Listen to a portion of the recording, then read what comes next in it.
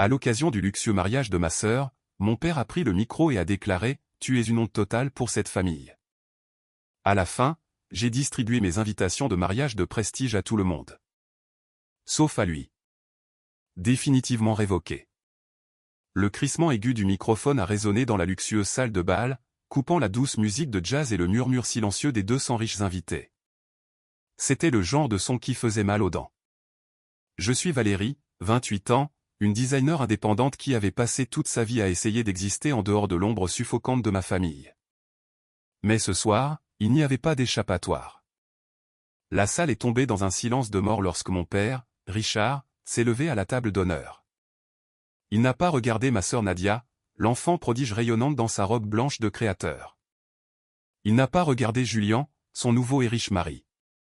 Au lieu de cela, mon père a levé la main et a pointé son index à travers la pièce, droit sur moi. « Tu es une honte totale pour cette famille », a-t-il dit. Sa voix n'a pas tremblé. Ce n'était pas un éclat d'ivresse. C'était froid, calculé et projeté parfaitement par le système audio coûteux de la salle. Les mots sont restés suspendus en l'air comme un brouillard lourd et suffocant.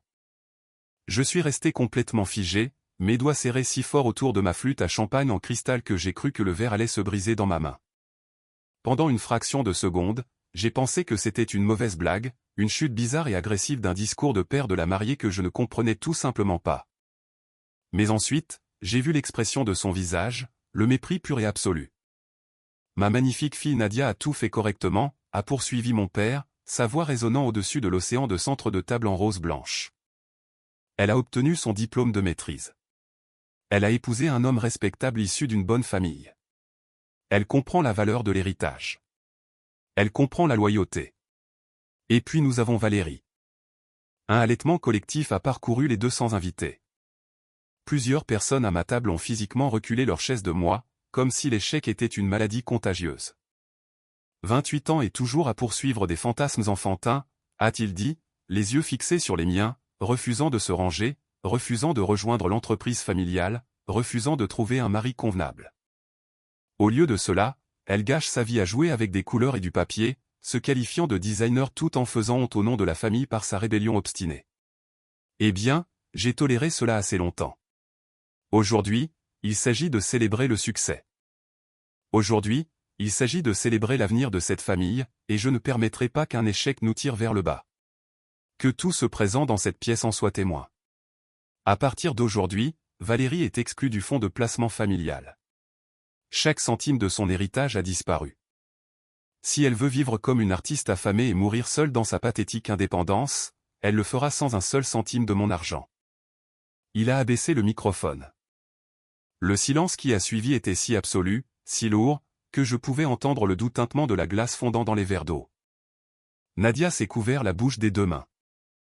Pour n'importe qui d'autre, elle aurait eu l'air choquée, horrifiée par la cruauté de notre père. Mais j'ai grandi avec elle. J'ai vu le léger plissement au coin de ses yeux. Elle souriait derrière ses doigts parfaitement manucurés. Elle adorait ça. Elle avait toujours aimé être la gagnante, et mon exécution publique était simplement le cadeau de mariage ultime. Ma mère, Diana, était assise à côté de mon père, le visage tel un masque de sereine approbation. Elle n'est pas intervenue. Elle ne m'a pas défendu. Elle a simplement pris une délicate gorgée de son vin, confirmant ce que j'avais toujours su. J'étais livré à moi-même. 200 paires d'yeux se sont lentement tournés pour me regarder, attendant l'inévitable effondrement. Ils s'attendaient à ce que j'éclate en sanglots. Ils s'attendaient à ce que je bondisse de ma chaise, crie et m'enfuis de la salle de bal dans un accès de honte hystérique. Je ne leur ai pas donné cette satisfaction. 28 années à vivre avec ces personnes m'avaient appris une règle fondamentale de survie. Ne jamais les laisser vous voir saigner. J'ai décroisé les jambes, je me suis assise parfaitement droite sur ma chaise et j'ai levé ma flûte à champagne vers mon père. Je lui ai adressé un sourire lent et froid. Un sourire qui disait que son argent ne signifiait absolument rien pour moi. Puis j'ai pris une longue gorgée délibérée de ma boisson, la main parfaitement stable. J'ai avalé le champagne, j'ai reposé le verre doucement sur la table et j'ai calmement pris ma fourchette pour continuer à manger ma salade. L'audace pure de mon silence a semblé ébranler la salle bien plus qu'une dispute hurlante n'aurait jamais pu le faire. Les gens se sont maladroitement détournés, soudainement fascinés par leurs serviettes et leurs assiettes. Le visage de mon père a viré au rouge sombre de colère, réalisant que son exécution publique n'avait pas réussi à me briser. Il m'avait retiré mon héritage, mais il venait de m'offrir ma liberté. Le reste de la réception de mariage a été un exercice de pure gêne suffocante. Après le discours désastreux, le groupe a rapidement commencé à jouer une chanson pop joyeuse, désespéré de couper la tension dans la pièce. Les serveurs se sont précipités avec des plateaux de nourriture chaude, se déplaçant à une vitesse triple, comme si un repas rapide pouvait faire oublier à tout le monde ce qui venait de se passer. J'étais assise à la table numéro 14. Pas la table familiale, ni même la table avec la famille élargie. J'avais été placé à côté des associés de mon père et de quelques cousins éloignés qui me regardaient comme si j'étais une bombe à retardement. Personne ne m'a adressé la parole. J'étais le fantôme du festin, la chaise vide de leur célébration parfaite. Depuis mon point de vue éloigné, je regardais ma mère faire le tour de la salle. Diana était une maîtresse de la manipulation sociale. Elle glissait de table en table dans sa robe en soie sur mesure, limitant les dégâts avec une aisance habituelle. Je pouvais lire sur ses lèvres à travers la pièce. « Oh, Richard est tellement passionné par les valeurs familiales, » disait-elle avec un rire léger et dédaigneux. « Vous savez à quel point il est protecteur. Il veut simplement le meilleur pour ses filles. » Elle s'assurait de mentionner avec désinvolture le nouveau titre professionnel impressionnant de Nadia et la richesse de la famille de Julian à quiconque voulait bien l'entendre, enterrant rapidement mon humiliation sous une montagne d'accomplissements dignes d'éloges. J'ai soudainement ressenti un besoin désespéré d'air frais. L'odeur du parfum cher, de la viande rôtie et de l'hypocrisie me donnait la nausée. J'ai repoussé ma chaise, ignorant les regards en coin de mes voisins de table, et je me suis éclipsé par les lourdes portes en verre sur la vaste terrasse du lieu. L'air frais de la nuit a frappé mon visage, apportant un soulagement instantané. Les lumières de la ville scintillaient au loin, calmes et indifférentes au drame qui se déroulait à l'intérieur. Je me suis approché de la balustrade en pierre et j'ai laissé échapper une longue et lente expiration. « Allez-vous bien » a demandé une voix douce. Je me suis retourné pour voir Sylvia, l'organisatrice en chef de l'événement pour le mariage. C'était une femme à la fin de la quarantaine, tenant un porte-bloc et me regardant avec une sympathie sincère. Elle avait couru toute la journée pour coordonner tout, des arrangements floraux au service de traiteur.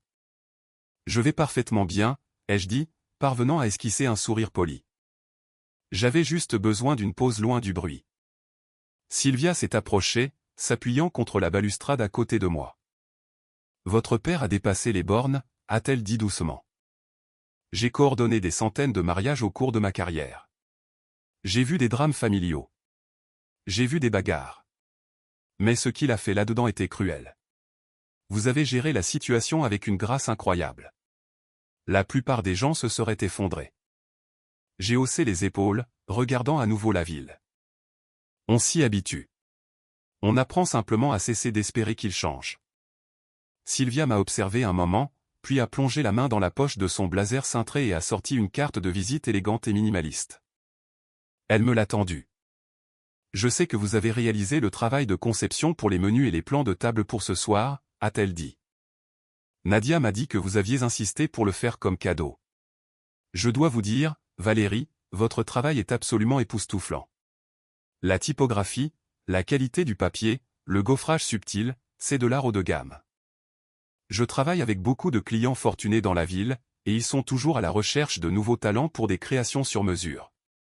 J'adorerais vous recommander certains d'entre eux si vous acceptez de nouveaux contrats. J'ai regardé la carte dans ma main. Pendant que mon père était occupé à détruire ma réputation et à me dépouiller de mon héritage, cette femme avait réellement regardé mon travail. J'en serais honoré, Sylvia. Merci. Juste au moment où je glissais sa carte dans mon sac à main, mon téléphone a vibré. Je l'ai sorti. Un message texte de Félix est apparu sur l'écran. Félix était mon associé, la seule personne qui comprenait vraiment la vision de notre petite entreprise de conception graphique, Mitchell et Associés. Le message disait « Bonne nouvelle. Ce contrat massif d'invitation de mariage de luxe que nous avons proposé la semaine dernière. Le client vient d'appeler. Ils veulent une réunion lundi. Cela pourrait être un contrat à 6 chiffres, Val. Une énorme promotion pour notre portfolio. Dis-moi que tu es prête. » J'ai fixé l'écran lumineux. L'ironie était presque poétique. À l'intérieur de cette salle de bal, ma famille pleurait mon supposé échec. Dehors, dans l'air frais de la nuit, mon entreprise était sur le point de faire une percée massive. J'ai rapidement répondu à Félix, je suis absolument prête. Le timing est parfait. J'ai rangé mon téléphone et pris une dernière grande inspiration de l'air vif. Mon père pensait avoir ruiné ma vie ce soir. Il pensait que la menace de perdre un héritage me forcerait à revenir ramper à genoux et à mendier son approbation. Il avait tout faux. Je me suis retourné et je suis retourné à la réception, la tête haute. Je n'allais pas mourir seul, et je n'allais certainement pas échouer. Le dimanche après-midi est arrivé, apportant une bruine constante et réconfortante contre les fenêtres de mon appartement. J'étais épuisé par la gueule de bois émotionnelle du mariage, mais j'avais pris un engagement que je ne pouvais pas annuler. J'avais un rendez-vous autour d'un café. Quelques semaines auparavant, lors d'un rare moment d'ennui et de solitude, j'avais glissé vers la droite sur le profil d'une application de rencontre qui avait attiré mon attention. Son nom était Harrison. Contrairement aux banquiers d'affaires lisses et excessivement soignés avec lesquels ma mère essayait constamment de me caser, les photos de Harrison étaient d'une normalité rafraîchissante.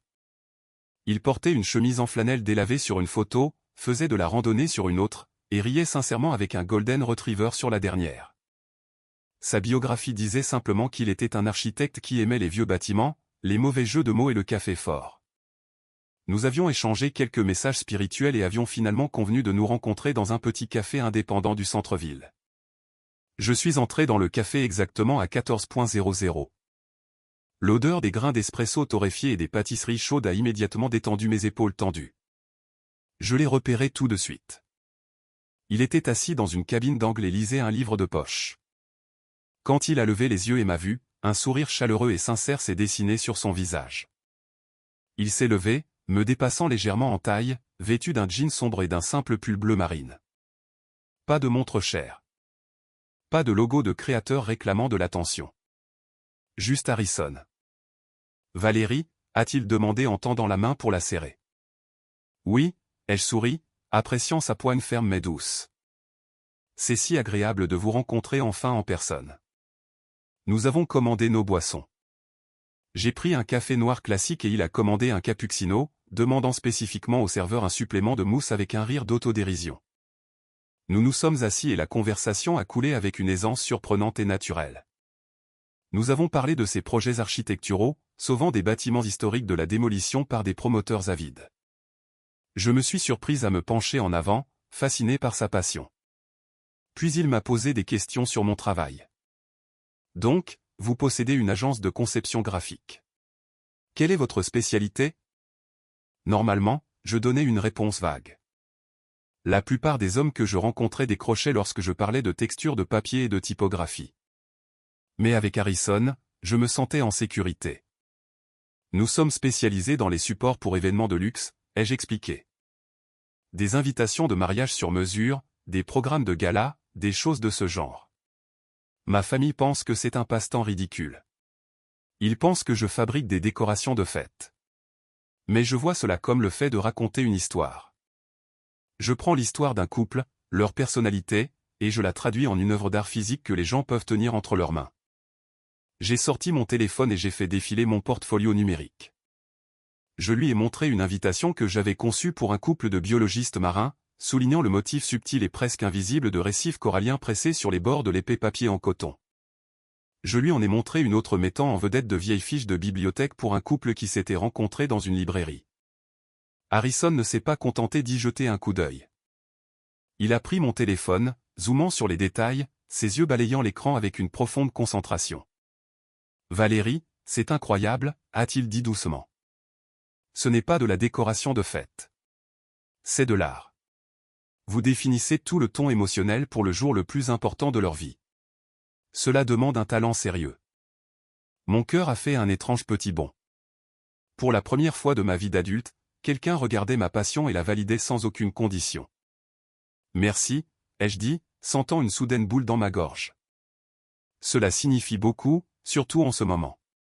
J'ai tout juste survécu au mariage de ma sœur hier soir, et mon choix de carrière a été un point de discorde majeur. Harrison a fait une pause, me rendant lentement mon téléphone.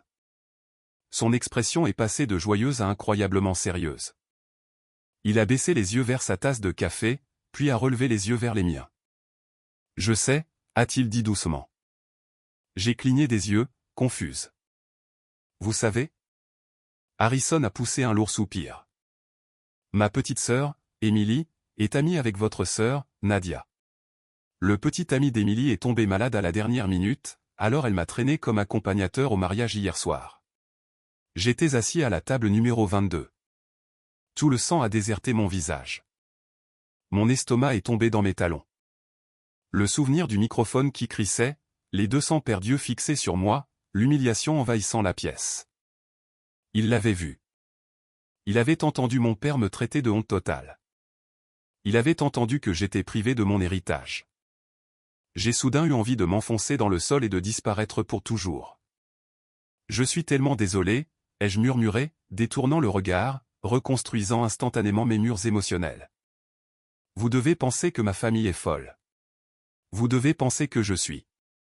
Et, a interrompu Harrison, sa voix ferme mais incroyablement douce. Il a tendu le bras par-dessus la petite table en bois et a posé sa main légèrement sur la mienne. Ne faites pas ça. Ne vous excusez pas pour la cruauté de quelqu'un d'autre. J'ai levé les yeux vers lui. Ses yeux étaient remplis d'une empathie féroce. Quand votre père a prononcé ce discours, j'étais dégoûté, a poursuivi Harrison. Emily était horrifiée. Elle voulait en fait lui jeter un petit pain à la tête. Ce qu'il vous a fait était de la violence verbale, purement et simplement. Mais ce qui m'a marqué, c'est vous. Vous n'avez pas bronché. Vous êtes restée assise là, complètement maîtresse de vous, et vous avez bu votre champagne comme une reine ignorant un paysan. C'était la chose la plus impressionnante que j'ai jamais vue de ma vie. J'ai su à ce moment-là que je voulais vraiment, vraiment vous rencontrer aujourd'hui. Le nœud serré et douloureux qui s'était installé dans ma poitrine depuis le mariage s'est enfin desserré. J'ai laissé échapper un souffle que je ne savais pas retenir. Il avait vu le pire moment de ma vie. Et il n'avait pas vu un échec. Il avait vu de la force. Nous sommes restés assis là à parler pendant encore 3 heures jusqu'à ce que notre café devienne froid, complètement indifférent à la pluie qui tombait dehors. Le lundi matin est arrivé avec une montée d'adrénaline. Je suis entré dans le petit bureau bien éclairé de Mitchell et Associés, portant mon tailleur le plus élégant, me sentant complètement différente de ce que j'étais il y a seulement 48 heures. La menace de perdre mon héritage s'était évaporée. Ce n'était plus une ombre planant au-dessus de ma tête. C'était une piste dégagée. Félix faisait déjà les 100 pas dans notre minuscule salle de conférence lorsque je suis entré. Il avait l'air d'avoir bu 4 expressos. Il tenait un épais dossier rempli de nos meilleurs échantillons de matériaux. « Es-tu prête pour ça ?» a demandé Félix, les yeux écarquillés. « Sais-tu qui nous rencontrons ? Victoria Blackwood. C'est la royauté absolue dans la ville. Si elle veut que nous concevions les supports pour le mariage de sa fille, cela va nous propulser dans une tranche d'imposition totalement différente. » J'ai hoché la tête calmement, me versant un verre d'eau. « Je suis prête. Montrons-lui ce que nous savons faire. » À 10.00 tapante, Victoria Blackwood a franchi nos portes en verre. C'était une femme à la fin de la soixantaine qui rayonnait d'ancienne richesse et d'une élégance intimidante. Elle portait un simple manteau en cachemire qui coûtait probablement plus cher que ma voiture. Je l'ai accueillie professionnellement, lui serrant la main, et je l'ai guidée vers la table de conférence. Nous avons passé les 30 premières minutes à présenter nos concepts. J'ai expliqué notre engagement envers des matériaux durables et de haute qualité, nos techniques de typographie uniques, et notre conviction que chaque ensemble d'invitations devait être une expérience tactile. Victoria a écouté silencieusement, examinant nos échantillons à travers ses lunettes de lecture, hochant lentement la tête. « C'est exquis », a-t-elle finalement dit, posant une invitation imprimée à la feuille d'or sur la table. Le savoir-faire est irréprochable. Sylvia, l'organisatrice de mariage, m'avait dit que vous étiez talentueuse, mais le voir en personne est tout à fait différent. Merci, Madame Blackwood, ai-je dit d'un ton fluide. Nous sommes fiers de notre attention aux détails. Victoria a retiré ses lunettes et a croisé les mains sur la table, fixant son regard perçant directement sur moi. Sylvia a également mentionné autre chose. Elle m'a dit que vous étiez la fille de Richard. Elle m'a dit que c'était vous qui aviez conçu les magnifiques marque-places pour le mariage de Nadia samedi. J'ai gardé un visage parfaitement neutre, bien que Félix m'ait lancé un regard nerveux. « Oui, c'est exact », ai-je répondu. J'étais à ce mariage, a déclaré Victoria, son ton baissant pour devenir plus intime, presque complice. Je siège au conseil d'administration de plusieurs associations caritatives avec votre mère, et j'ai entendu le discours de votre père. Le silence est tombé sur la pièce.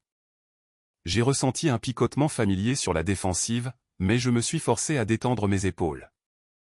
C'était tout à fait inapproprié, a déclaré Victoria d'un ton neutre. Laver son linge sale en famille devant 200 invités est d'un goût incroyablement mauvais. Mais je vous ai observé, Valérie. Vous avez conservé un calme absolu face à une attaque directe et vicieuse. Dans mon monde, dans le monde des événements à enjeux élevés et aux budgets énormes, les choses tournent mal constamment. J'ai besoin de fournisseurs qui ne paniquent pas.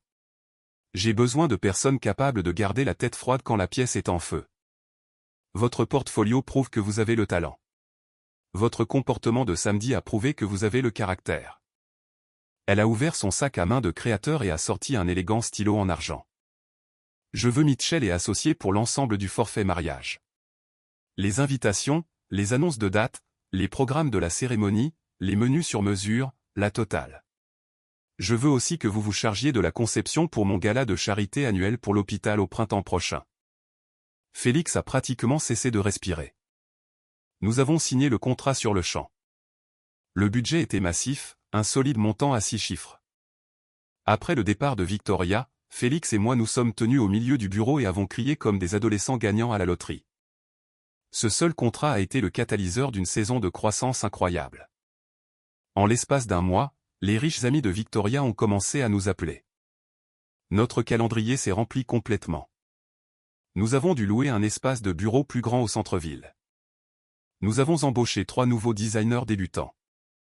Nous n'étions plus seulement une petite entreprise locale. Nous connaissions une ascension fulgurante dans l'industrie. Nous avons commencé à prendre des clients de Seattle, San Francisco et Denver, étendant notre entreprise en un empire régional. Mon père avait déclaré publiquement que j'étais un échec financier, mais dans son dos, mon compte en banque croissait plus vite que son précieux fonds de placement familial ne pourrait jamais le faire. 3 mois ont passé. 3 mois de travail acharné, de succès incroyables et d'un silence radio absolu de la part de mes parents. Pas un message, pas un courriel, pas un appel téléphonique. C'était exactement ce que je voulais, mais le silence portait quand même un certain poids. C'était un mardi soir au hasard. Je venais de quitter la salle de sport et je suis entré dans une épicerie haut de gamme pour prendre quelques légumes pour le dîner. Je portais des leggings noirs, un sweatshirt ample et surdimensionné, et mes cheveux étaient attachés en un chignon désordonné. J'ai tourné au coin de l'allée des produits biologiques en poussant mon chariot, et je me suis figé. Debout, juste devant les avocats, se trouvait ma mère, Diana. Elle avait l'air parfaite comme toujours, les cheveux parfaitement coiffés, portant un trench coat de créateur sur mesure et un sac à main en cuir de luxe. Nos regards se sont croisés. Il n'y avait nulle part où se cacher. J'ai vu un bref éclair de panique traverser son visage, immédiatement suivi par l'affichage de son faux sourire socialement acceptable. « Valérie » a-t-elle dit, sa voix dégoulinant d'une douceur forcée comme si la dernière fois que nous nous étions vus n'avait pas impliqué ma crucifixion publique. Quelle surprise! Comment vas-tu, ma chérie? Je l'ai dévisagé. L'audace pure de son ton désinvolte m'a glacé le sang. Je vais très bien, Diana, ai-je répondu, utilisant délibérément son prénom au lieu de l'appeler maman. Son sourire s'est crispé d'une fraction. Oh, eh bien, c'est bien. Tu as l'air à l'aise. Elle a jeté un coup d'œil à mon sweatshirt ample. Une pique subtile à propos de mon apparence. Tu sais, ton père et moi parlions justement de toi l'autre jour. Nous pensons vraiment que suffisamment de temps a passé. Tu devrais venir dîner ce dimanche. Nadia et Julien seront là. Nous pouvons tous simplement laisser le passé derrière nous et aller de l'avant. Laisser le passé derrière nous, ai-je répété, ma voix dangereusement basse. Tu veux dire la partie où papa s'est levé devant 200 personnes, m'a traité de honte et m'a publiquement privé de l'héritage pendant que tu restais assise là à boire ton vin. Diana a soupiré de manière dramatique, regardant autour de l'allée pour s'assurer que personne n'écoutait. Oh, Valérie, s'il te plaît, ne sois pas si dramatique. Tu sais comment ton père devient quand il est émotif. Il veut juste que tu atteignes ton plein potentiel.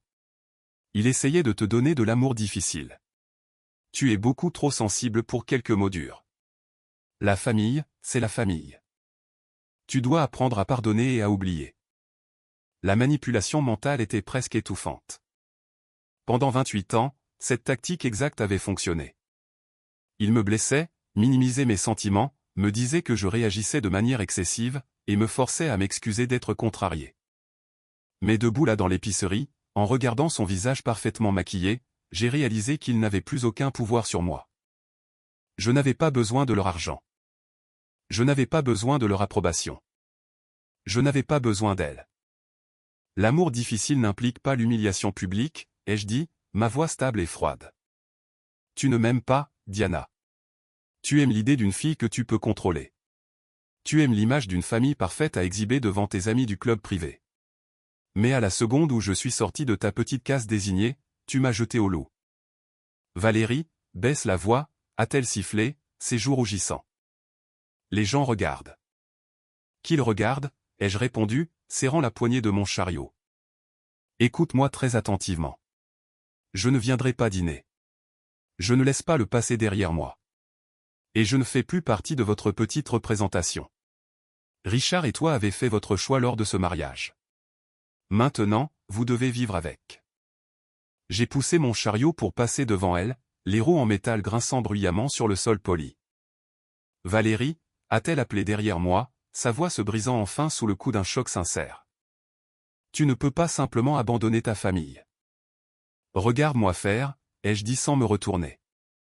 Je suis sorti du magasin dans l'air frais du soir. Mes mains tremblaient légèrement, non pas de peur, mais sous l'effet de l'énorme montée d'adrénaline. Je l'avais fait. J'avais enfin brisé les chaînes invisibles de la culpabilité et de l'obligation. Pour la première fois de ma vie, j'ai pris une grande inspiration et elle avait exactement le goût de la liberté absolue. Alors que ma vie professionnelle s'envolait, ma vie personnelle s'est épanouie pour devenir quelque chose de beau et de vrai. Harrison et moi étions devenus inséparables. Il était tout ce que ma famille n'était pas. Il était patient, ancré et d'un grand soutien. Nous passions nos week-ends à explorer des sentiers cachés en dehors de la ville, à cuisiner des dîners en désordre dans son petit appartement, et à parler pendant des heures de nos rêves. Il ne m'a jamais fait sentir que j'étais trop ambitieuse, trop têtue ou trop difficile à aimer. Pendant ce temps, l'illusion parfaitement entretenue de la vie dorée de ma famille commençait à montrer de graves fractures. Cela a commencé par de petits chuchotements. La haute société de Portland était un petit monde, et les commérages voyageaient plus vite que la lumière. En raison de l'expansion de mon entreprise, je côtoyais constamment l'élite de la ville, les mêmes personnes que mes parents essayaient désespérément d'impressionner. Mais les véritables informations provenaient d'une source beaucoup plus proche. Un vendredi soir pluvieux, Harrison et moi étions assis sur le sol de son salon, mangeant des nouilles à emporter directement dans les boîtes en carton. Son téléphone a vibré sur la table basse. C'était un message de sa sœur Emily, qui était toujours amie intime avec ma sœur Nadia. Harrison a lu le message, fronçant les sourcils. Il a levé les yeux vers moi, hésitant un instant. « Qu'est-ce qu'il y a » ai-je demandé en avalant une bouchée de nouilles. « C'est Emily » a-t-il dit doucement en posant le téléphone. Elle vient de passer 2 heures au téléphone avec Nadia. Val, les choses tournent vraiment mal avec Julien. J'ai posé mes baguettes, lui accordant toute mon attention. « Comment ça » ai-je demandé. Harrison s'est adossé au canapé. Julien abandonne son rôle de gentil garçon. Apparemment, il boit abondamment chaque soir. Quand il est ivre, il devient terriblement contrôlant. Il lui hurle dessus. Il surveille ses appels téléphoniques. Il l'a forcé à quitter son prestigieux emploi dans le marketing la semaine dernière parce qu'il a dit que sa femme ne devrait pas travailler pour quelqu'un d'autre. Et le pire, c'est qu'il a complètement pris le contrôle de ses finances. Elle n'a accès à aucun compte bancaire sans sa permission. Un frisson glacé m'a parcouru le dos. L'image de Julien au mariage m'est revenue en mémoire. Beau, riche, charmant, l'homme dont mon père avait fait l'éloge. L'homme auquel mon père m'avait comparé, déclarant que Julien était la norme du succès tout en me qualifiant d'échec. Est-ce que ma famille est au courant, ai-je demandé, la gorge serrée. Oui, a acquiescé Harrison d'un air sombre. Nadia est allée voir tes parents en pleurant le week-end dernier. Elle les a suppliés de la laisser revenir à la maison pour pouvoir trouver un moyen de le quitter. Et, ai-je demandé, bien que je connaisse déjà la réponse. Mon estomac s'est tordu sous l'effet d'une terreur écœurante. Ton père lui a dit absolument pas, a déclaré Harrison, me regardant avec une profonde compassion. Richard lui a dit que le mariage exige des compromis. Il lui a dit qu'elle réagissait de manière excessive à quelques semaines stressantes. Diana lui a dit qu'obtenir un divorce seulement quelques mois après un énorme mariage coûteux serait un scandale humiliant pour la famille. Ils lui ont essentiellement dit de retourner vers son mari, d'être une bonne épouse et de se taire. J'ai fermé les yeux, sentant une vague complexe d'émotions s'abattre sur moi. J'ai ressenti une colère féroce et brûlante envers mes parents. Leur obsession des apparences était si malsaine, si profondément enracinée qu'ils étaient prêts à sacrifier la sécurité de leur fille préférée juste pour éviter un scandale mondain. Ils préféraient laisser Nadia piégée avec un alcoolique abusif et contrôlant plutôt que d'admettre à leurs amis du club privé que le mariage en or était un échec. Mais sous la colère, j'ai aussi ressenti un profond sentiment de pitié pour Nadia. Toutes ces années, elle avait joué à leur jeu. Elle avait suivi leurs règles, étudié les bonnes matières, épousé le bon homme, et m'avait regardé de haut pour m'être rebellée. Elle avait cru à l'illusion que leur approbation la protégerait. Et au moment où elle avait réellement besoin d'eux, au moment où elle est tombée de son piédestal parfait, ils lui ont fermé la porte au nez. J'ai regardé le salon confortable et dépareillé de Harrison. J'ai regardé l'homme assis en face de moi, qui me regardait avec rien d'autre que de l'honnêteté et du respect. J'ai pensé à mon entreprise florissante, à l'argent que j'avais gagné de mes propres mains, et à la liberté absolue que je possédais. Mon père avait déclaré que je mourrais seul. Il pensait que l'indépendance était une malédiction. Mais assise là dans la lumière chaude du salon, j'ai réalisé la vérité terrifiante. La vraie malédiction n'était pas d'être seul. La vraie malédiction était d'être piégé dans une cage dorée, entouré de personnes qui ne vous aimaient que lorsque vous jouiez parfaitement le rôle qu'elles avaient écrit pour vous. J'ai tendu le bras et j'ai pris la main de Harrison, la serrant fort. Je suis tellement heureuse d'être partie, ai-je murmuré. Je sais, a-t-il dit en embrassant le dos de ma main. Moi aussi. L'empire que je bâtissais était fait de pierres solides, ancrées dans la réalité. L'empire que mes parents avaient bâti était fait de verre bon marché et de mensonges, et je savais avec une certitude absolue que ce n'était qu'une question de temps avant que le verre ne se brise complètement. L'ironie ultime de la vie est que l'univers possède un sens de l'humour très sophistiqué. 5 mois après l'incident de l'épicerie, l'équilibre des pouvoirs a basculé d'une manière que je n'aurais jamais pu scénariser. Notre entreprise, Mitchell et Associés, était devenue l'agence de conception de premier plan incontestée de la ville. Grâce au réseautage agressif de Victoria Blackwood en notre nom, nous gérions désormais les événements à gros budget les plus exclusifs de la côte ouest. Nous avions emménagé dans de superbes nouveaux bureaux avec des murs en briques apparentes, des fenêtres du sol au plafond, et une immense table de conférence en marbre. Nous étions intouchables. C'était un mardi matin lorsque Félix est entré dans mon bureau privé, l'air à la fois terrifié et très amusé. Il a fermé la porte en verre derrière lui. « Tu ne vas jamais croire qui est assis dans la zone de réception », a chuchoté Félix en se penchant sur mon bureau. Je n'ai pas levé les yeux de mon ordinateur portable. Laisse-moi deviner. Le maire. Pire, a souri Félix. Ta mère. Mes doigts ont cessé de taper. J'ai levé les yeux vers lui, haussant un sourcil. Diana est ici dans notre bureau? Oui, a hoché Félix. Et elle a l'air de préférer avaler du verre plutôt que d'être ici. Elle demande une consultation pour le gala de charité annuel de l'hôpital pour enfants. Apparemment, Victoria Blackwood, qui est la présidente du conseil d'administration de l'association caritative, a explicitement exigé que notre entreprise s'occupe des supports de conception cette année. Elle a dit à ta mère qu'elle devait nous engager ou Victoria retirerait son financement. Un sourire lent et vif s'est dessiné sur mon visage. Diana était prise au piège. Elle devait ravaler sa fierté, entrer dans l'entreprise qu'elle avait qualifiée de passe-temps ridicule, et demander mes services, tout cela pour sauver la face devant ses riches amis. En voilà dans la salle de conférence principale, ai-je dit en fermant mon ordinateur portable. Assure-toi qu'elle reçoive une tasse de notre café le moins cher. 5 minutes plus tard, je suis entré dans la salle de conférence. Diana était assise parfaitement droite sur l'une des chaises en cuir, regardant le bureau coûteux et animé avec un mélange de choc et de profond malaise. Quand je suis entré, elle s'est forcée à faire un sourire crispé. « Valérie » a-t-elle dit, la voix légèrement tendue. « Cet endroit est très impressionnant. Je n'avais aucune idée que ta petite entreprise avait autant grandi. Merci, Diana, ai-je dit en m'asseyant directement en face d'elle, ma posture détendue et puissante. Je n'ai pas proposé d'étreinte. Je n'ai pas fait la conversation. Je l'ai traité exactement comme n'importe quel autre fournisseur traiterait un client difficile. Que peut faire Mitchell et Associés pour vous aujourd'hui? Elle s'est raclée la gorge, visiblement déstabilisée par mon professionnalisme glacial. Oui. Eh bien, le conseil d'administration de l'association a demandé votre entreprise pour le gala à venir.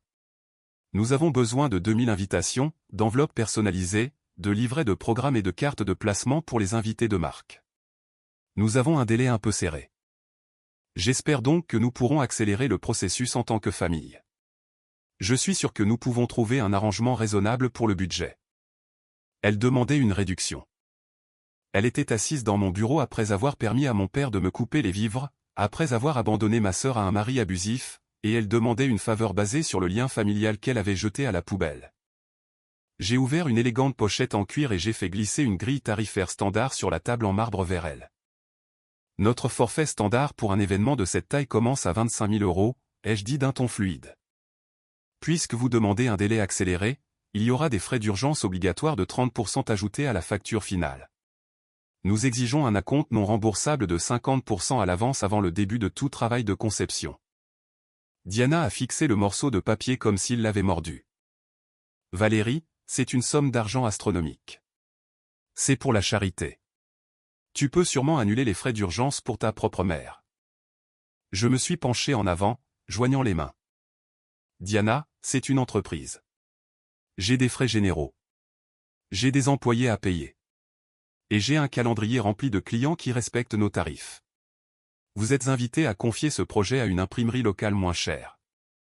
Mais si Victoria Blackwood a spécifiquement demandé mon entreprise, j'imagine qu'elle attend un certain niveau de qualité que ces imprimeries ne peuvent pas fournir. Le prix est non négociable. Elle m'a regardé, m'a vraiment regardé pour la première fois de ma vie. Elle n'a pas vu l'adolescente rebelle qu'elle pouvait manipuler.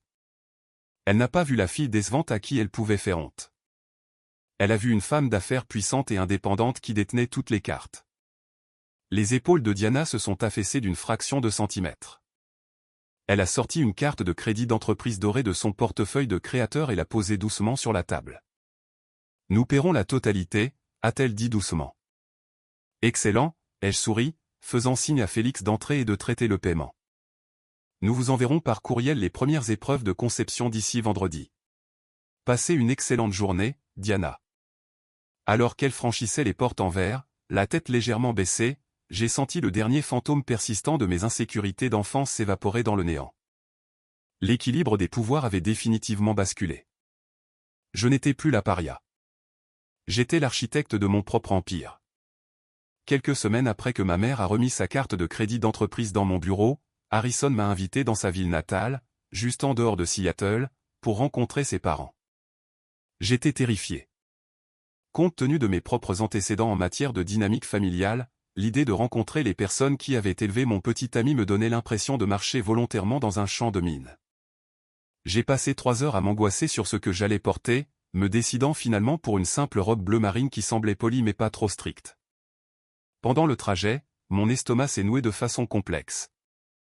Je n'arrêtais pas de demander à Harrison si nous devions nous arrêter pour acheter une bouteille de vin plus chère, ou si sa mère accordait de l'importance à des règles d'étiquette spécifiques, ou si son père allait me cuisiner sur mon portefeuille financier. Harrison a simplement tendu le bras par-dessus la console centrale, a pris ma main et a ri de son rire chaleureux et facile. Il m'a dit d'arrêter de trop réfléchir et d'être simplement exactement qui j'étais. Nous nous sommes garés dans l'allée d'une maison de banlieue charmante et légèrement patinée par le temps, avec une véranda enveloppante et un jardin qui semblait follement envahi par la végétation de la meilleure façon possible. La porte d'entrée s'est ouverte avant même que nous n'ayons atteint les marches de la véranda. Les parents de Harrison, Gregory et Suzanne, ne sont pas restés sur le pas de la porte à attendre d'être salués formellement. Ils ont pratiquement couru jusqu'à l'allée. Suzanne, une enseignante à la retraite avec des yeux chaleureux et de la farine sur son tablier, m'a attiré dans une étreinte massive et écrasante avant même que je puisse me présenter. Gregory, qui avait le même sourire bienveillant que Harrison, m'a serré la main fermement puis m'a également attiré dans une étreinte. Il n'y a pas eu d'évaluation froide. Il n'y a pas eu d'examen de ma tenue pour vérifier les étiquettes de créateur. Il y avait juste une chaleur immédiate et naturelle. Le dîner a été un événement bruyant, chaotique et incroyablement joyeux. Nous étions assis autour d'une table à manger en bois rayé à manger des lasagnes faites maison. Il n'y avait pas de place assignée. Il n'y avait pas de silence tendu, attendant que le patriarche prenne la parole en premier. Nous parlions tous en même temps, nous nous passions des assiettes de pain à l'ail et nous avons ri jusqu'à ce que j'ai mal aux côtes. À mi-repas, Suzanne s'est penchée en avant et m'a posé des questions sur mon entreprise. Je me suis instinctivement crispé, donnant mon résumé poli et bref habituel, m'attendant à ce qu'elle change de sujet pour quelque chose de plus acceptable, mais elle ne l'a pas fait. Elle a posé des questions de suivi. Elle voulait savoir comment je choisissais mes fournisseurs de papier. Elle a posé des questions sur la psychologie des palettes de couleurs dans la planification d'événements. Grégory est intervenu en posant des questions sur la logistique de la gestion d'une entreprise en pleine croissance et de la gestion des employés. Il ne posait pas de questions pour me juger. Il posait des questions parce qu'il se souciait sincèrement des choses qui rendaient la petite amie de leur fils heureuse. Quand je leur ai parlé de l'énorme contrat que nous venions de signer pour le gala de charité de l'hôpital pour enfants, Suzanne a eu les larmes aux yeux. Elle m'a dit qu'elle était incroyablement fière de moi. Fière de moi. Une femme qui me connaissait depuis exactement 2 heures me donnait la validation émotionnelle que mes propres parents m'avaient refusée pendant 28 ans. Plus tard dans la soirée, Harrison et moi retournions à notre voiture. Une pluie fine et légère avait commencé à tomber, rafraîchissant l'air de la nuit. Les lampadaires projetaient une douce lueur dorée sur le trottoir mouillé. Je me suis arrêté de marcher, submergé par une soudaine vague d'émotion. J'ai levé les yeux vers Harrison, la pluie s'accrochant à ses cheveux noirs. « Tes parents sont incroyables », ai-je murmuré, la voix épaissie par des larmes retenues. Je ne me suis jamais senti aussi à l'aise dans la maison de quelqu'un d'autre. Je ne pense pas m'être jamais senti aussi à l'aise dans ma propre maison. Harrison s'est approché, enroulant ses bras autour de ma taille et m'attirant à lui. Il a baissé les yeux vers moi, son expression devenant incroyablement douce et sérieuse. « Ils t'ont adoré », a-t-il dit doucement. « Mais pour être honnête, il est vraiment facile de t'aimer, Valérie. » J'ai plongé mon regard dans le sien, sentant le monde entier se réduire à cet unique moment dans une rue de banlieue pluvieuse. « Je t'aime », a-t-il dit. Les mots étaient simples, lourds et complètement dépourvus de toute condition. Il n'a pas dit qu'il aimait mon potentiel. Il n'a pas dit qu'il aimait l'image que je projetais. Il m'aimait, tout simplement. « Je t'aime aussi », ai-je soufflé, la vérité de ces mots s'installant profondément dans mes os. Il m'a embrassé sous les lampadaires, la pluie tombant autour de nous. Et pour la première fois de toute ma vie, j'ai su exactement ce que l'on ressentait dans une vraie famille. Elle n'était pas bâtie sur les liens du sang, les fonds de placement ou les apparences publiques. Elle était bâtie sur cette acceptation inconditionnelle et inébranlable. L'invitation est arrivée par la poste une semaine plus tard. C'était une lourde enveloppe de couleur crème portant la calligraphie irréprochable de ma mère. Mes parents organisaient un dîner intime pour 20 de leurs amis et associés les plus proches, et ma présence était requise. 1 an plus tôt, j'aurais jeté l'invitation directement à la poubelle. Mais les choses étaient différentes maintenant. J'étais différente. Je n'étais plus la fille effrayée et marginalisée, désespérée d'avoir une place à leur table. J'étais la directrice générale d'une entreprise florissante. J'étais follement amoureuse et j'étais complètement indépendante. J'ai décidé de répondre à l'invitation et je leur ai dit que j'amenais Harrison. Je voulais qu'ils voient exactement qui j'étais devenu sans leur aide. Nous sommes arrivés à la maison à 19:00 précise. Le manoir avait exactement la même apparence, parfaitement entretenu et complètement dépourvu de toute véritable chaleur. Ma mère nous a accueillis à la porte, arborant un sourire figé, ses yeux scrutant le costume sur mesure mais sans prétention de Harrison. Mon père m'a fait un signe de tête raide et a offert à Harrison une poignée de main qui ressemblait plus à une dispute de territoire. Nous avons été installés dans la salle à manger formelle. Comme prévu, mes parents nous ont placés, Harrison et moi, à l'extrémité de la longue table, nous isolant efficacement du centre de la conversation. Julien et Nadia étaient assis juste à côté de mon père. Nadia avait l'air pâle et incroyablement maigre, les yeux fermement fixés sur son assiette. Julien tenait la cour, se vantant bruyamment d'une récente acquisition immobilière tout en vidant son 3e verre de scotch coûteux. À la moitié du plat de canard rôti, un homme nommé Monsieur Harrington, l'un des promoteurs immobiliers les plus riches de la ville et un investisseur clé de l'entreprise de mon père, s'est penché par-dessus la table et m'a regardé. Valérie, a-t-il dit, sa voix résonnante coupant les bavardages polis. J'avais l'intention d'appeler votre bureau cette semaine. Ma femme a assisté au déjeuner de charité de Victoria Blackwood mardi.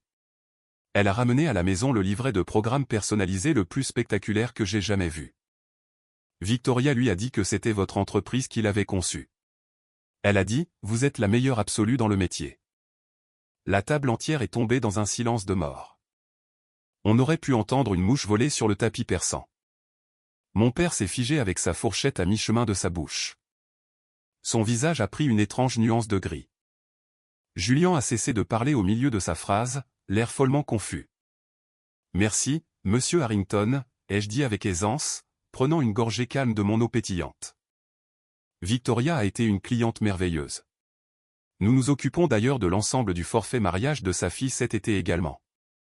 Monsieur Harrington a gloussé, secouant la tête avec admiration. Eh bien, ma plus jeune se marie au printemps prochain. J'ai dit à ma femme de vous réserver immédiatement avant que votre liste d'attente ne devienne trop longue. C'est incroyablement impressionnant de bâtir une telle entreprise à partir de zéro. Richard, vous devez déborder de fierté. Mon père a dégluti difficilement, sa mâchoire se serrant si fort que j'ai cru que ses dents allaient se fissurer. Il m'a regardé, puis a regardé monsieur Harrington et s'est forcé à faire un sourire d'un vide écœurant. Bien sûr, a réussi à étouffer mon père. Nous avons toujours su que Valérie avait des talents uniques. Harrison a serré mon genou sous la table, retenant un sourire en coin. Le goût doux et vif d'une justification absolument envahi. Mon père, l'homme qui m'avait publiquement déclaré être un échec et m'avait exclu du fond de la famille, était maintenant forcé de sourire et de s'attribuer le mérite de mon succès devant son investisseur le plus important. Après le dîner, les invités se sont déplacés dans le salon pour le café et le cognac. Je me suis éclipsé pour utiliser les toilettes, mais en passant devant le bureau aux boiseries en chêne de mon père, j'ai entendu un son étouffé. On aurait dit que quelqu'un essayait très fort de ne pas s'étouffer avec sa propre respiration. J'ai poussé la lourde porte en bois. La pièce était sombre, à l'exception du clair de lune qui se déversait par la fenêtre. Assise sur le canapé en cuir, recroquevillée en une boule serrée, se trouvait ma sœur Nadia. Elle sanglotait de manière incontrôlable, son maquillage parfait ruiné, ses mains tremblantes alors qu'elle serrait un coussin contre sa poitrine. « Nadia » ai-je demandé doucement, entrant dans la pièce et fermant la porte derrière moi. Elle a sursauté, levant vers moi de grands yeux terrifiés. Elle ressemblait à un animal pris au piège. « Valérie, s'il te plaît » a-t-elle haleté, s'essuyant frénétiquement le visage. « Ne dis à personne que je suis ici. S'il te plaît, si Julien me voit pleurer, il va perdre la tête. Il déteste quand je fais une scène. » Je me suis approché et je me suis assise à côté d'elle sur le canapé. La colère que je ressentais habituellement envers elle s'est complètement évanouie, remplacée par une terreur froide et aiguë. « Que te fait-il, Nadia » ai-je demandé, gardant ma voix stable. Elle s'est complètement effondrée. L'enfant prodige, la fille parfaite, s'est complètement brisée en morceaux. Elle m'a tout raconté. Elle m'a parlé des comptes bancaires secrets que Julien cachait. Elle m'a parlé des choses cruelles et dégradantes qu'il lui disait quand ils étaient seuls. Elle m'a dit qu'il avait commencé à suivre sa voiture et à surveiller ses messages textes. Et pire que tout, elle a confirmé ce que Harrison m'avait dit. Elle avait supplié nos parents de l'aider, et il lui avait dit de se maquiller, de sourire et de réparer son mariage. Il se soucie plus de son argent que de moi, a sangloté Nadia, enfouissant son visage dans ses mains. Je n'ai rien, Val. Il m'a fait quitter mon travail. Je n'ai pas un seul euro à mon nom qu'il ne contrôle pas. Si je le quitte, il me détruira. J'ai regardé ma sœur aînée. J'ai pensé au jour du mariage, à la façon dont elle avait souri quand mon père m'avait humilié. Mais en la regardant maintenant, brisée et terrifiée, j'ai réalisé qu'elle n'était qu'une autre victime du même système toxique. Tu dois le quitter, ai-je dit fermement, tendant la main et serrant ses épaules. Je ne peux pas, a-t-elle murmuré. Je n'ai pas d'argent pour un avocat. Je n'ai nulle part où aller. Maman et papa ne me laisseront pas rester ici si je demande le divorce. J'ai lâché ses épaules et j'ai fouillé dans mon sac à main. J'ai sorti ma carte de visite, j'ai pris un stylo sur le bureau de mon père, et j'ai écrit mon numéro de téléphone portable personnel et le code de sécurité de mon immeuble au dos. Je la lui ai tendu. Tu le quittes, ai-je dit, regardant directement dans ses yeux remplis de larmes. Quand tu seras prête, tu franchiras la porte et tu viendras directement à mon appartement. Je paierai pour l'avocat spécialiste du divorce le plus impitoyable de cette ville. Je te protégerai, mais tu dois être celle qui franchit la porte. Nadia a fixé la carte dans sa main tremblante, puis a levé les yeux vers moi avec une incrédulité absolue. Pourquoi, a-t-elle demandé, la voix brisée. Pourquoi m'aiderais-tu après tout ce que je les ai laissés te faire? Parce que nous sommes sœurs, ai-je dit doucement. Et contrairement à nos parents, ma loyauté n'a pas de prix. L'effondrement de la façade dorée s'est produit exactement 3 semaines plus tard. C'était un froid mardi matin de février. La pluie fouettait les immenses fenêtres de mon bureau du centre-ville. J'étais en train d'examiner des nuanciers de couleurs avec Félix lorsque mon téléphone portable personnel a sonné. Je ne reconnaissais pas le numéro, mais quelque chose dans mes tripes m'a dit de répondre. Valérie, a murmuré une voix à l'autre bout. Elle tremblait si violemment que je pouvais à peine comprendre les mots. C'est Nadia. Je suis parti. Je suis dans un café à 3 rue de ton bureau. Il est furieux. J'ai tellement peur.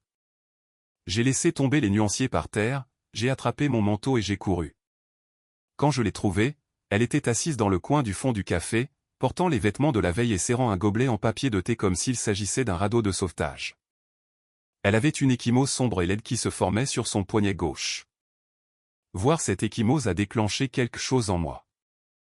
La rivalité fraternelle polie et distante était morte. J'allais faire la guerre. Je l'ai ramenée à l'appartement que je partageais avec Harrison.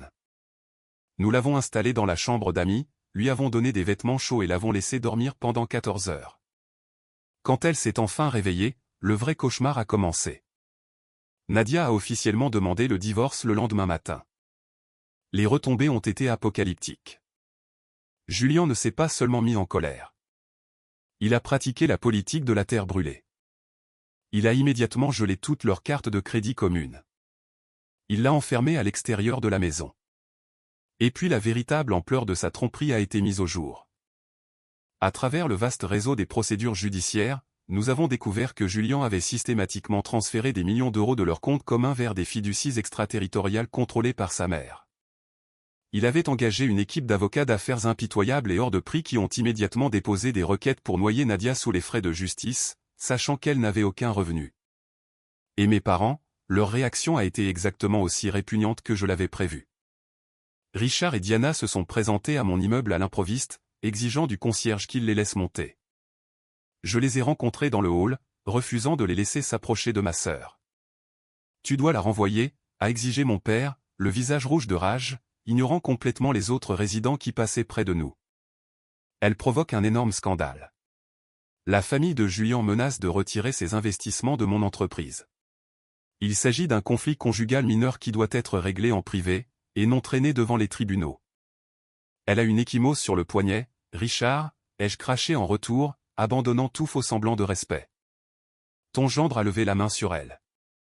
Il lui vole son argent et tu veux la renvoyer pour ne pas perdre un contrat commercial. Diana s'est avancée, l'air affolé. Valérie, tu ne comprends pas comment ces choses fonctionnent. Julien est juste blessé. Si Nadia abandonne le divorce et va en thérapie de couple, il lui pardonnera. Si elle va jusqu'au bout, nous ne lui donnerons pas un seul centime pour ses frais de justice. Nous ne soutiendrons pas cette humiliation. J'ai regardé les deux.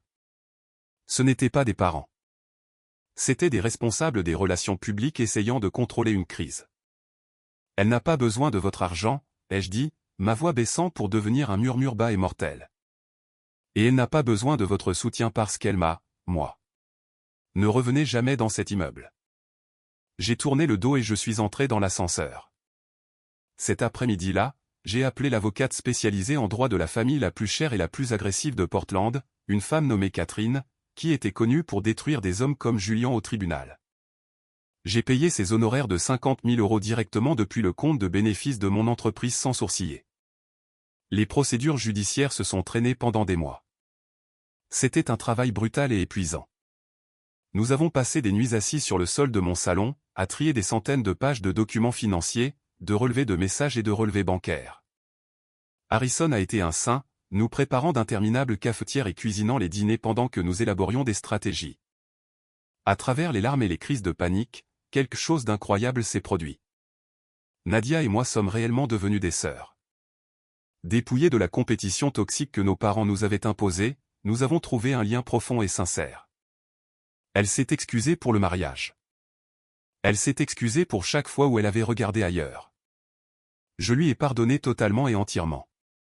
Nous survivions à l'incendie ensemble. Au moment où Catherine, l'avocate requin, en a eu fini avec Julien, il se vidait de son sang financièrement. Nous avons exposé ses comptes offshore au juge, prouvant ses abus financiers délibérés. Le tribunal lui a ordonné de payer tous les frais de justice de Nadia et lui a accordé un énorme dédommagement. Nadia est sortie de ce palais de justice en femme libre. Elle n'est pas retournée chez nos parents. Elle a pris son dédommagement, a loué son propre appartement à l'autre bout de la ville et a recommencé à postuler pour des emplois en marketing. Elle était enfin réveillée, et l'empire de mensonges que nos parents avaient bâti était définitivement brisé. Alors que ma famille s'effondrait silencieusement sous le poids du scandale du divorce, ma vie professionnelle se préparait à exploser sur la plus grande scène à ce jour. C'était à la mi-avril, le soir du gala de charité annuel de l'hôpital pour enfants. C'était l'événement que ma mère avait à contre-cœur engagé mon entreprise pour concevoir. C'était l'événement mondain de l'année, auquel assistaient des milliardaires, des politiciens et des célébrités locales. Harrison et moi sommes arrivés dans la grande salle de bal de l'hôtel du centre-ville juste au moment où les portes s'ouvraient. Je portais une superbe robe de soirée vert émeraude qui m'allait comme un gant, et Harrison était d'une beauté foudroyante dans un smoking noir classique. Au moment où nous sommes entrés, mon souffle s'est bloqué dans ma gorge. Mon travail était partout. Les immenses bannières d'entrée, les plans de table complexes imprimés à la feuille d'or, les catalogues de la vente aux enchères caritatives magnifiquement reliés reposant à chaque place.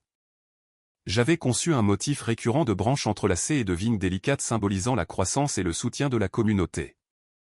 La salle ressemblait à une forêt enchantée faite d'or et de verre profond. C'était sans aucun doute le plus grand triomphe professionnel de ma vie. Tout au long de l'heure du cocktail, je ne pouvais pas faire un pas sans que quelqu'un ne m'arrête. De riches donateurs, des sponsors d'entreprises et des personnalités mondaines faisaient pratiquement la queue pour me serrer la main. Ils s'émerveillaient de la qualité des matériaux. Plusieurs personnes ont demandé ma carte de visite, discutant ouvertement de réserver Mitchell et associés pour leur prochaine retraite d'entreprise et gala privé. J'ai aperçu ma mère près des tables de vente aux enchères silencieuses. Diana me regardait tenir la cour avec les mêmes personnes qu'elle passait sa vie entière à essayer d'impressionner.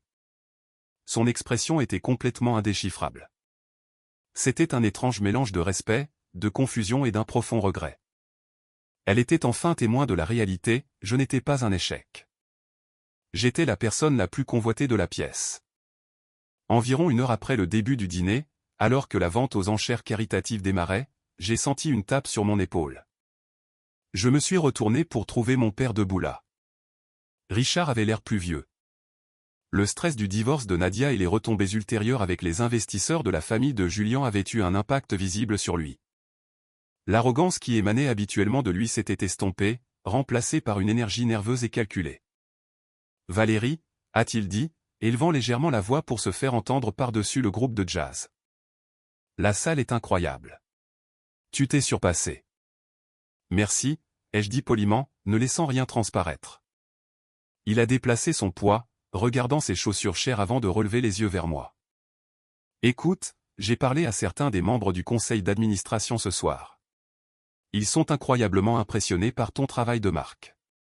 Mon entreprise cherche justement à entreprendre une refonte massive de son image de marque au prochain trimestre.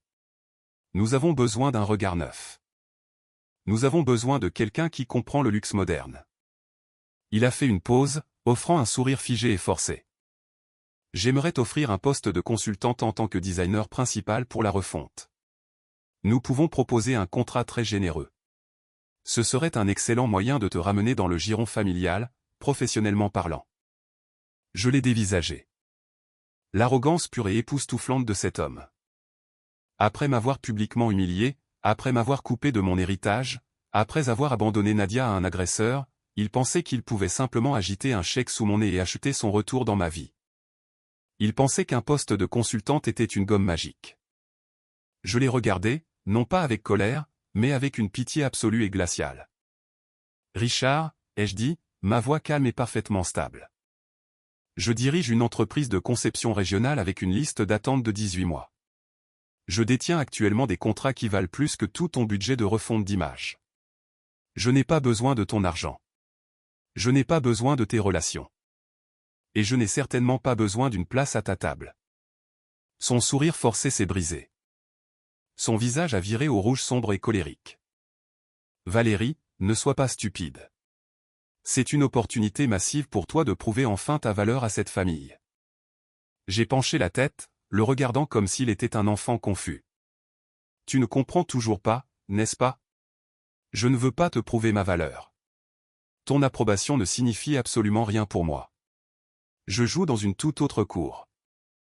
Je me suis retourné et je suis retourné à ma table, le laissant debout au milieu de la salle de bal, complètement impuissant. Le gala de charité a fini par battre tous les records de collecte de fonds précédents, et le nom de mon entreprise a été officiellement cimenté dans l'élite de la ville. J'avais gagné. Le chaos du divorce étant réglé et le gala derrière nous, l'été est arrivé dans le nord-ouest Pacifique avec une chaleur glorieuse et baignée de soleil. Harrison s'était comporté de manière un peu étrange toute la semaine. Il était excessivement joyeux, vérifiait constamment son téléphone et insistait sur le fait que nous devions faire un voyage en voiture le samedi vers une réserve naturelle spécifique à 3 heures de la ville. Il prétendait devoir photographier un pont historique pour un futur projet architectural. J'étais épuisé par le travail, mais voyant l'excitation dans ses yeux, j'ai accepté. Nous avons conduit sur les routes de montagnes sinueuses, les vitres baissées, chantant bruyamment sur de terribles chansons pop à la radio. L'air sentait les aiguilles de pin et la terre humide. Quand nous nous sommes enfin garés, Harrison a attrapé son sac d'appareil photo et a pris ma main, me guidant sur un sentier isolé recouvert de mousse. Après une randonnée de 20 minutes, les arbres se sont soudainement éclaircis, révélant une cascade cachée et imposante. L'eau s'écrasait dans un bassin cristallin en contrebas, envoyant une brume fraîche et rafraîchissante dans l'air. C'était d'une beauté à couper le souffle. Nous étions complètement seuls. Je me suis avancé vers le bord de l'eau, fermant les yeux et laissant la brume laver mon visage. J'ai ressenti un sentiment de paix si profond qu'il m'a presque donné le vertige. Le traumatisme de mon passé, le bruit de ma famille, tout cela semblait à 1 million de kilomètres. Je me suis retourné pour dire à Harrison à quel point c'était magnifique. Il ne tenait pas son appareil photo. Il avait un genou à terre sur la terre humide, et mon cœur s'est complètement arrêté dans ma poitrine. Mes mains ont volé pour couvrir ma bouche. « Valérie » a-t-il dit, sa voix résonnant doucement par-dessus le bruit de l'eau jaillissante. Il a mis la main dans sa poche et a sorti une petite boîte en velours, l'ouvrant pour révéler une superbe et élégante bague en diamantaille ancienne. Dès l'instant où je t'ai vue assise dans cette salle de bal, refusant de laisser le monde te briser, j'ai su que tu étais la personne la plus forte que je rencontrerai jamais, a déclaré Harrison, les yeux brillants d'émotion. Tu as bâti une vie incroyable à partir de zéro. Tu protèges les gens que tu aimes avec une férocité qui me terrifie de la meilleure façon possible. Tu es brillante. Tu es têtue et tu es l'amour absolu de ma vie. Des larmes ont immédiatement débordé de mes cils et coulé sur mes joues. Je ne veux pas juste être ton partenaire, a-t-il poursuivi, la voix épaisse. Je veux être ta famille. Je veux bâtir un vrai foyer avec toi. Valérie, veux-tu m'épouser? Oui, ai-je sangloté, tombant à genoux directement dans la terre devant lui. Oui, absolument. Oui. Il a ri, un son de pure joie, et a glissé la bague à mon doigt. Elle m'allait parfaitement. Nous nous sommes embrassés là, dans la brume, entourés par la force tranquille de la forêt, complètement déconnectés du monde toxique dont nous avions tous les deux été témoins lors de cette terrible nuit il y a plus d'1 an. Plus tard dans la soirée, assis près d'un feu de camp à l'extérieur de la cabane que Harrison avait secrètement louée, nous avons commencé à parler du mariage. Nous étions tous les deux d'accord pour ne pas vouloir d'une énorme affaire guindée dans un club privé. Nous voulions quelque chose de vrai, quelque chose d'industriel, de chaleureux et rempli uniquement de personnes qui nous aimaient réellement. Puis Harrison m'a regardé, une étincelle malicieuse dans les yeux. J'ai une idée pour la liste des invités, a-t-il dit en tisonnant le feu avec un bâton. J'ai haussé un sourcil. Laisse-moi deviner. Tu veux inviter ton oncle fou qui pense que l'alunissage a été truqué? Harrison a ri. Non, je veux inviter tes parents. Je l'ai regardé comme s'il s'était fait pousser une deuxième tête. Es-tu devenu fou après tout ce qu'ils ont fait? Je ne laisserai plus jamais Richard s'approcher d'un microphone. Je ne veux pas qu'il s'approche d'un microphone, a dit Harrison, son ton devenant sérieux et incroyablement tranchant. Je ne les veux pas dans le cortège nuptial. Je ne les veux pas sur les photos de famille. Je veux les inviter comme de simples invités standards. Les asseoir au 10e rang. Les laisser s'asseoir dans la foule et te regarder. J'ai lentement posé mon verre de vin, le génie de son plan commençant à m'envahir. Il y a exactement 18 mois, a poursuivi Harrison, la voix lente, ton père s'est levé devant 200 personnes et a juré que tu mourrais seul. Il a juré que tu serais un échec misérable. Je veux qu'il s'assoie sur une chaise pliante et qu'il regarde sa fille marcher vers l'autel avec l'allure d'une déesse, épousant un homme qu'il adore, entouré d'amis et de clients qui la respectent. Je veux qu'il soit témoin de la réalité exacte qu'il disait impossible. Et je veux qu'il réalise qu'il n'y a absolument aucune part. Un sourire lent et diabolique s'est dessiné sur mon visage. C'était l'échec et mat ultime. Ce n'était pas une dispute hurlante. Ce n'était pas une querelle amère. C'était la preuve froide et indéniable de ma victoire. Nous réservons le lieu pour exactement 18 mois après le mariage de Nadia, ai-je dit. Envoyons les invitations. Le processus de planification a été un rêve car je possédais une entreprise de conception d'événements de luxe. J'avais accès aux meilleurs fournisseurs, traiteurs et fleuristes du Nord-Ouest Pacifique. Nous avons réservé un superbe entrepôt industriel rénové dans le quartier des Arts. Les murs étaient en briques apparentes. Les plafonds présentaient d'énormes poutres en acier, et nous avions prévu de suspendre des centaines de guirlandes lumineuses chaleureuses pour créer une voûte étoilée à l'intérieur de la pièce. J'ai mis toute mon âme dans la conception de nos invitations de mariage. Elles étaient en papier cartonné noir mat épais avec un lettrage à la feuille d'or profond. Elles étaient élégantes, modernes et ne s'embarrassaient absolument pas de la tradition. J'ai soigneusement adressé une enveloppe à Monsieur et Madame Richard Thompson. Je n'ai pas inclus de notes manuscrites. Je n'ai pas inclus de laissez-passer de prestige. Je l'ai affranchi au tarif normal et je l'ai déposé dans la boîte aux lettres comme n'importe quel autre courrier standard. La réponse pour l'invitation est arrivée 2 semaines plus tard. Une simple coche indiquant que 2 invités seraient présents. Un mois avant le mariage, la réceptionniste de l'accueil a fait sonner le téléphone de mon bureau. Valérie, a-t-elle dit, semblant légèrement nerveuse. Il y a un homme ici pour vous voir. Il dit qu'il est votre père. J'ai fermé la feuille de calcul sur laquelle je travaillais et je me suis adossé à ma chaise en cuir. Faites-le entrer. Richard est entré lentement dans mon bureau. La transformation en lui au cours de la dernière année et demie était saisissante. Sans l'armure de son arrogance, il ressemblait juste à un vieil homme fatigué. Son costume semblait un peu trop grand pour lui. Il se tenait maladroitement près de la porte, attendant que je l'invite à s'asseoir. Je ne l'ai pas fait. Bonjour, Richard, ai-je dit, gardant mes mains croisées sur mon bureau. Qu'est-ce qui t'amène au centre-ville? Il s'est raclé la gorge, serrant fermement la poignée de sa mallette. J'ai reçu l'invitation au mariage. Les détails sont magnifiques. Vraiment, merci. Il a fait un pas de plus vers le bureau, ses yeux cherchant sur mon visage le moindre signe de la fille désespérée et désireuse de plaire qu'il connaissait autrefois. Il n'a trouvé qu'un mur vide. Valérie, je suis venu ici pour discuter de la cérémonie, a-t-il dit, la voix tremblant légèrement. J'ai remarqué qu'il n'y avait pas d'horaire inclus pour le dîner de répétition et je voulais demander à quelle heure je dois arriver le jour du mariage pour les photos de famille. De plus, nous devons coordonner la musique pour quand je t'accompagnerai à l'hôtel. Je pensais à quelque chose de classique. Je l'ai dévisagé, sincèrement fasciné par la profondeur de son illusion. Il croyait vraiment que la biologie lui donnait droit à un rôle de premier plan dans ma vie, indépendamment de la violence émotionnelle qu'il avait infligée. Tu ne m'accompagneras pas à l'hôtel, Richard, ai-je dit. Ma voix était calme, mais elle a fendu la pièce comme une lame de rasoir. Il a tressailli physiquement, reculant d'un pas. Quoi? Valérie, sois raisonnable. Je suis ton père. C'est la tradition. C'est mon droit de te donner en mariage.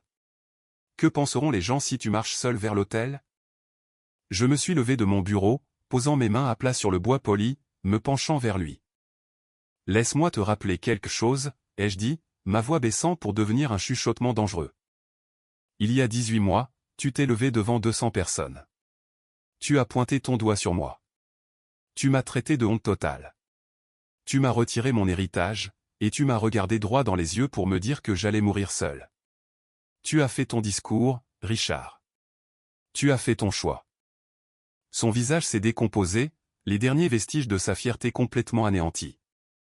Valérie, s'il te plaît, a-t-il supplié, la voix se brisant en un murmure désespéré. J'étais en colère. J'ai été stupide. Je suis tellement désolé. Je suis si profondément désolé pour ce que j'ai dit. Je ferai n'importe quoi. Je paierai pour tout le mariage. Laisse-moi juste t'accompagner à l'hôtel. Laisse-moi réparer ça. J'ai secoué la tête lentement, ne ressentant absolument rien pour l'homme qui se tenait devant moi. On ne peut pas acheter une machine à remonter le temps avec un chèque en blanc, ai-je dit froidement.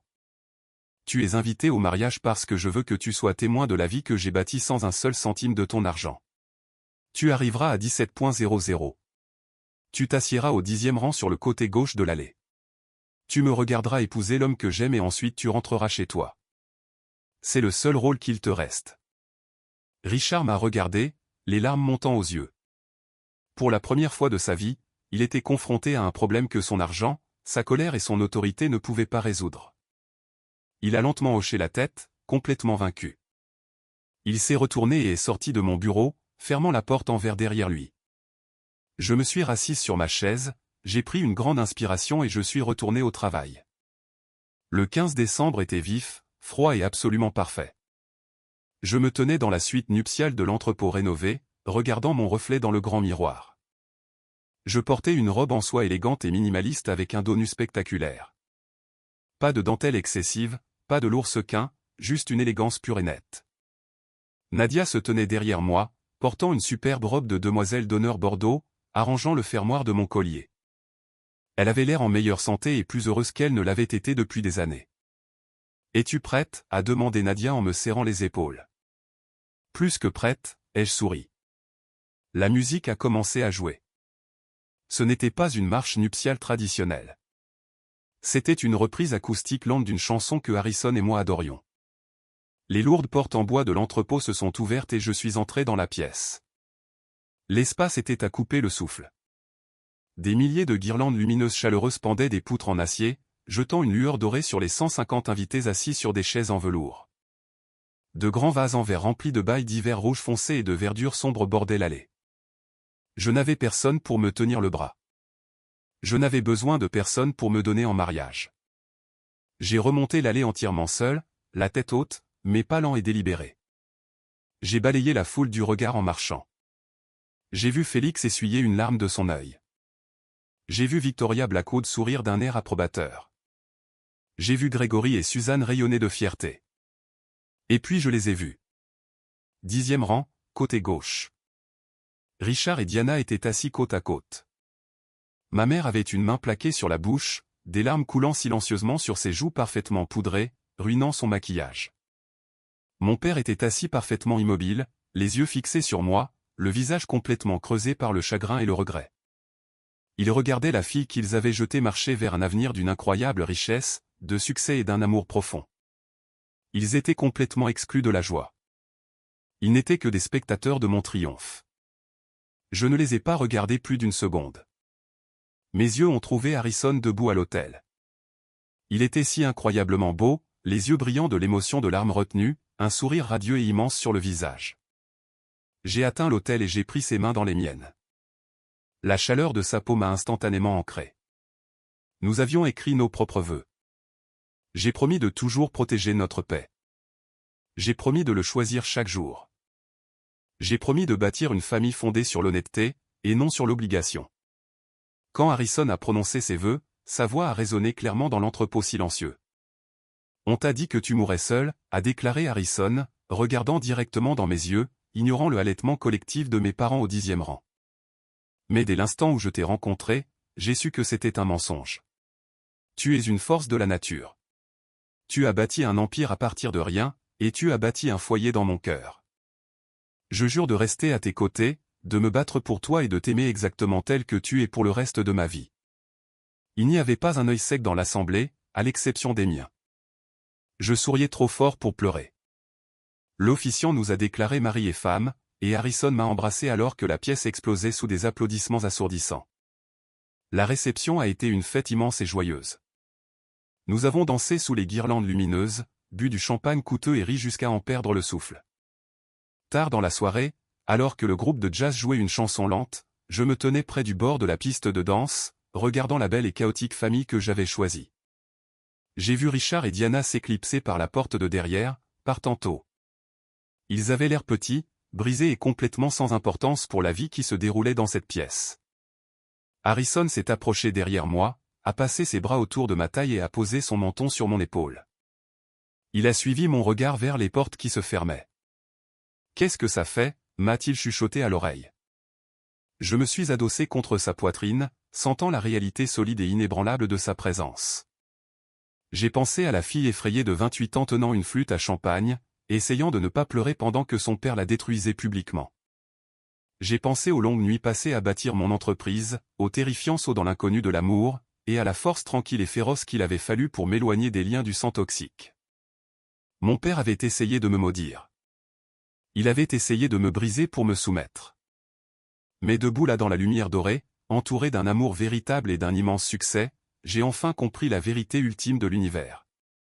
On n'a pas besoin de crier pour gagner une dispute. On n'a pas besoin de détruire ses ennemis pour se venger. La revanche absolue la plus dévastatrice que l'on puisse infliger aux personnes qui ont essayé de vous briser est simple.